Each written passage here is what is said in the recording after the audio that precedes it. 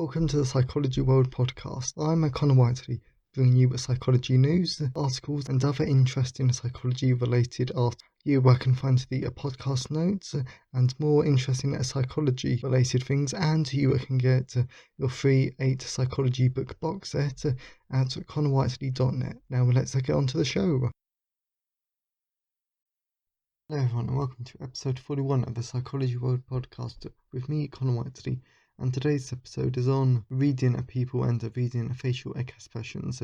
So the original podcast episode was going to be on the British Psychological Society's conference that I attended on Tuesday and Wednesday of this week. I almost forgot to say it's the 3rd of July 2020 as I record this. But because the episode will actually be quite big, I've decided not to do it this week, but I'll definitely do it next week for you. And there's some great articles, there's some great things I really want to highlight, so I'll talk about this more in the personal update section. But something quite important that I want to share with all of you is that if you go to the British Psychological Society's website, which I don't know off the top of my head, they have an amazing range of COVID-19 resources. If you're a member of the public, if you're a psychologist, if you're a medical professional, they have all these different sections for you that should be helpful. And there's over, I don't know how many, but there are a lot of good articles there. So if you need help with anything, then please look at that for help. So moving on to the psychology news section, reading from my favourite, British Psychological Society's Research Digest. So psychologists are mining social media posts for mental health research, but many users have concerns. Psychologists are increasingly using social media data in mental health research.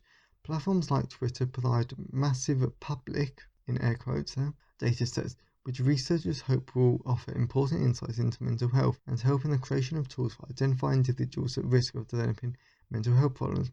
But many of those who share online are skeptical.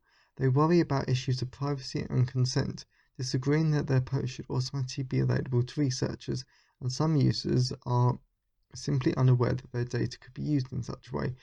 And after reading it, I do agree with it, because, well, to be honest, there are two things. One, they haven't necessarily given you consent to be used in psychological research, so there is a possible ethical issue there.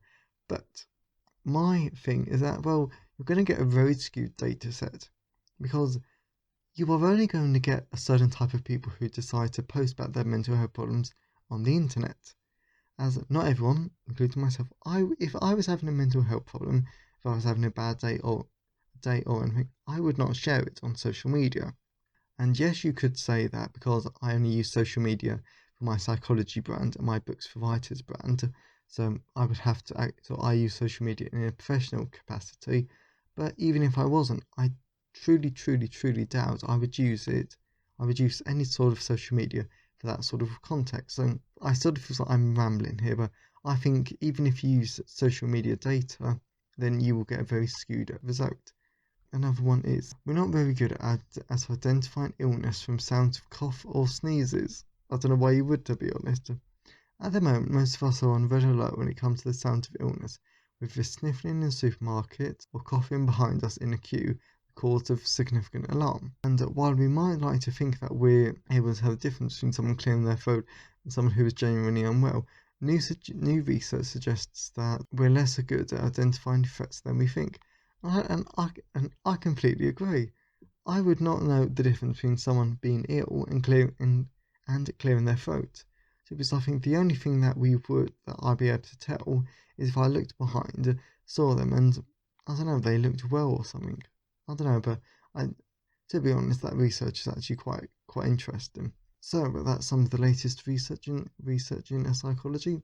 So I hope you've enjoyed the psychology news section. So let's move on to the personal update. So moving on to the personal update of today's episode. So this week has been mostly filled with psychology, because, briefly alluded in the psychology news section, I attended the British Psychological Society conference, which was actually quite an interesting conference because it was on the future of psychology and everything. So I was really looking forward to it, because I thought it'd be talking about AI, how it can impact our behaviour, and just different sort of studies that we can sort of be, and just different talks on the future of psychology. because of the COVID-19 pandemic, it was mainly focused on that, which, I don't know, was fairly interesting, but equally some of the talk didn't grab me whatsoever. But it was a really enjoyable conference, and I know that people would have got tons out of it. But I'll definitely do an entire podcast episode dedicated to it next week. Because there are some really, really interesting different topics. Topics that, for example, the main focus on next week's episode will be on how the British Psychological Society has been helping the UK government with policymaking. So for all the UK people here, the British Psychological Society has pretty much completely confirmed it that the UK government has completely ignored the science and they have focused on the political decisions. But I think all of us UK people knew that anyway. But enough of the politics. This is not a political show. Yes, but it was a really interesting conference. Yes, and the only other psychology-related thing to tell you is that in the next few weeks, I'll be preparing my clinical psychology and my developmental psychology second edition book for release. So please look out for that in the next few personal updates. So today's episode has been sponsored by my forensic psychology audiobook, which is finally available on Audible, Amazon and iTunes, as well as it's also available on Kobo, Apple, and it's also available for free if you request it from your local library. So here's the blurb. Perfect for anyone interested in forensic psychology. Do you want to learn what forensic psychology is? Do you want to learn about the psychology of courts? Do you want to learn about the psychology of imprisonment and rehabilitation? If the answer is yes to any of these questions and more, then here's the audiobook for you as we investigate the psychology behind courts, sexual offending, offenders treatment, the public, and more in an engaging and easy to understand way. By the end of this audiobook, you will have a lot of knowledge about forensic psychology, as this audiobook explores a lot of different topics in depth. If you like this audiobook, then you will like my social cultural psychology book as well. I think that everyone will find this useful and an engaging read, especially if you want to go on to study forensic psychology in the future. So that's Forensic Psychology by me, Connor Whiteley, available on Audible, Google Play, Kobo, Apple, in other words, all major audiobook retailers. And if you want to support the show personally for just a couple of dollars a month, and to get tons of bonuses, including a free book, earlier blog posts and more, then please go to patreon.com/Connor Whiteley, and that's to get tons of free bonuses. So let's move on to the content part of today's episode. Moving on to the content part of today's episode, we're going to be talking about reading people and reading facial expressions. This topic I actually quite like, and it's actually rather sort of like timely because you sort of hear it in pop culture that, oh yes, black psychologists can like read a people and all that and mind reading and everything, which is obviously false, but it's nice to think that people who do psychology can do that, like reading people and everything. And I think that this episode is actually quite good for that. So like we know from everyday life that we can tell a lot from looking at a person's face. And of course we're not talking about sexual attraction. We're talking that you can see if they're a happy person, if they're trustworthy, if they're dominant, angry. But you can also tell more specific traits like if they're an honest person or if they look innocent. So facial expressions can be quite important, and especially the impressions that we get from them.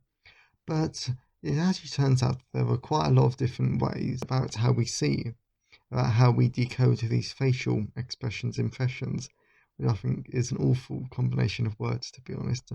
So, for example, when we try and decode sad and angry facial expressions, that can give us the impression of if they're dominant or another quite undesirable trait, then we tend to focus more on their eyes to see if they have angry eyes or sad eyes, for example. However, if we're trying to decode a happy facial expression to give us the impression that they're happy, then we tend to look at their mouth more. And Over and Cook, which are two researchers, found that the impression that we get from facial expressions impacts tons of our behaviour. They pretty much impact almost everything. For example, judicial sentencing decisions to employment decisions and pretty much everyday life, to be honest.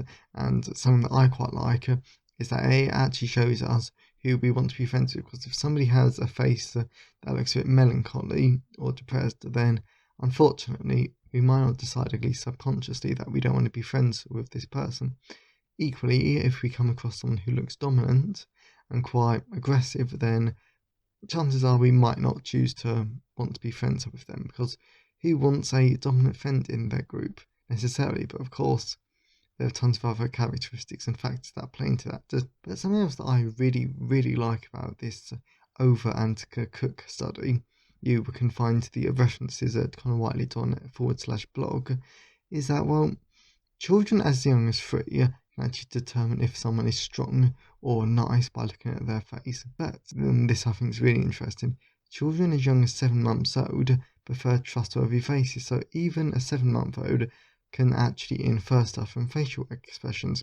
So I think it's actually quite interesting and, well, quite important developmentally speaking. And as the last bit, because I know this is actually in quite a quick episode today, is that, well, the importance of taking time to actually look, because I know this is completely not appropriate for the current time we're in during the COVID-19 pandemic, but the great thing about podcasts is that it lives into the future. So if there's anyone listening beyond the COVID-19 pandemic, which I hope there is, is that it's very important to actually take time to look people, meet face to face, just so you can actually read their facial expressions instead of the ambiguity that is produced from looking at a computer screen or phone screen. Because, come on, I think we all know that it's very difficult to gauge important social cues from looking at text messages or emails. And sometimes, and very unfortunately, this can lead to fights when you interpret it as one thing, but another person meant it in another way. Believe me, I know from personal experience that's bad. So I hope you've enjoyed today's episode. Have a great day, and I'll see you next time. Thanks for listening today. I hope you enjoyed it. If you want to see the show notes, then please go to connorwhiteley.net. And if you want a free 8-book psychology box set, then please go to connorwhiteley.net. Have a great day, and I'll see you next time.